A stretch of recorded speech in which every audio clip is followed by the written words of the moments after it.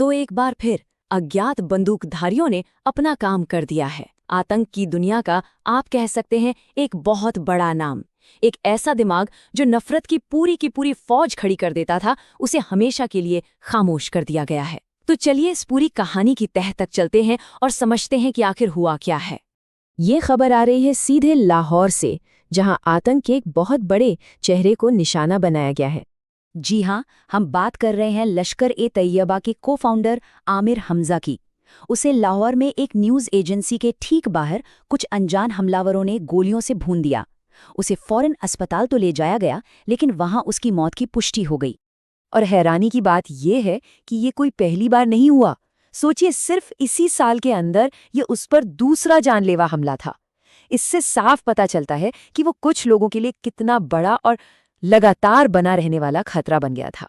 तो अब सवाल ये उठता है कि आखिर ये आमिर हमजा था कौन और क्यों उसका मारा जाना इतनी बड़ी, इतनी अहम खबर बन गई है।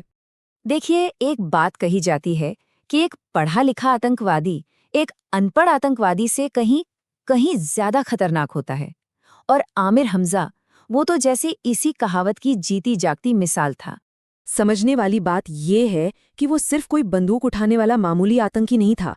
वो लश्कर-ए-तैयबा, जिसे अमेरिका एक ग्लोबल टेररिस्ट ऑर्गेनाइजेशन मानता है, उसका स्ट्रेटेजिक और फाइनेंशियल ब्रेन था।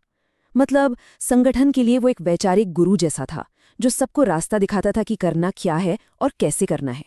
लश्कर में उसका कद बहुत ही बड़ा था।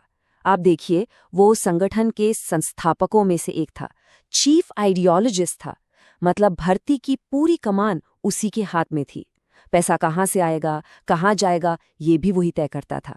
यही नहीं, बड़े बड़े हमलों की साजिश रचना और हाफिज सईद के बाद सीधे नंबर 2 की हैसियत, सब कुछ उसी के इर्द गिर्द घूमता था। और उसका इतिहास शुरू से ही हिंसा से भरा हुआ है। 1980s में वो अफगानिस्तान गया, सोवियत संघ के खिलाफ मुजाहिदीन बनकर लड़ा। फिर 90s में हाफिज सईद के साथ मिलकर लश्कर-ए-तैयबा बनाया। और फिर आया साल 2005, जब बेंगलुरु के IISc पर हमला हुआ। वो हमला जो कश्मीर के बाहर लश्कर का पहला बड़ा हमला था, वो भी उसी के दिमाग की उपज थी। लेकिन उसका सबसे खतरनाक हथियार कोई बंदूक या बम नहीं था। नहीं, उसका सबसे खतरनाक हथियार था उसका दिमाग और उसकी जबान। इन्हीं दो चीजों से वो नफरत की एक पूरी फौज तैयार कर देता था।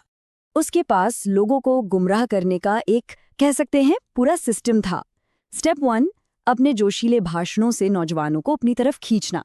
स्टेप 2, फिर मैगजीन और किताबों के जरिए उनकी सोच में धीरे धीरे नफरत का जहर घोलना। और फाइनल स्टेप, उनका इस हद तक ब्रेन वॉश कर देना कि वो संगठन के नाम पर अपनी जान तक देने को तैयार हो जाएं। असल में वो खुद लश्कर की प्रोपेगेंडा मैगजीन का चीफ एडिटर था। और सिर्फ इतना ही नहीं, 2022 में तो उसने काफिला दावत और शहादत नाम की एक किताब भी लिखी, जो नफरत फैलाने का एक बहुत बड़ा जरिया बनी। लेकिन कहते हैं ना, आतंक की इस दुनिया में वफादारी ज्यादा दिन नहीं टिकती। जल्द ही संगठन के अंदर से भी और बाहर से भी दबाव इतना बड़ा कि दरारें साफ दिखने लगीं। खासकर 2018 के बाद से हालात तेजी से बदलने लगे। एक तरफ FATF की फाइनेंशियल स्क्रूटनी, दूसरी तरफ अमेरिका के सैंक्शंस और ऊपर से पाकिस्तानी सरकार की कार्रवाइयों ने लश्कर की कमर तोड़नी शुरू कर दी। चैरिटी के नाम पर जो उनके पैसे बनाने के अड्डे थे, उन पर ताले लगने लगे। और ठीक इसी बीच संगठन के अंदर एक पावर स्ट्रगल शुरू हो गया। हाफिज सईद चाहता था कि उसका बेटा तलहा सईद कमान संभाले, मतलब वो अपनी फैमिली लेगेसी को सिक्योर करना चाहता था। लेकिन दूसरी तरफ था आमिर हमजा, जिसका मानना था कि को फाउंडर होने के नाते लश्कर की कमान पर असली हक तो उसी का है। और इस लड़ाई का नतीजा क्या हुआ? नतीजा ये हुआ कि हमजा ने लश्कर छोड़ दिया और अपना एक अलग ही ग्रुप बना लिया, जैश-ए-मनकफा। ये ग्रुप भी कश्मीर के मुद्दे पर ही काम कर रहा था और जाहिर है भारत के लिए एक नया सिरदर्द बन रहा था। तो अब जब आमिर हमजा मारा जा चुका है, तो इसका मतलब क्या है, इसके मायने क्या है? और सबसे बड़ा सवाल, इसके पीछे हो कौन सकता है? जी हाँ, सबसे बड़ा सवाल तो यही है, आखिर ये अज्ञात बंदूकधारी हैं कौन? देखिए, शक की सुई कई तरफ घूम रही है। थियरी नंबर 1, ये किसी दुश्मन आतंकी गुट का काम हो सकता है। थियरी नंबर 2, ये लश्कर के अंदर चल रही पावर स्ट्रगल का ही खूनी अंजाम हो सकता है। लेकिन एक और गहरी आशंका है कि ये आईएसआई का एक क्लीन अप ऑपरेशन हो सकता है। क्यों? क्योंकि हमजा जैसे लोग इतने राज जानते थे कि वो अब एक खतरे से ज्यादा एक बोझ बन चुके थे।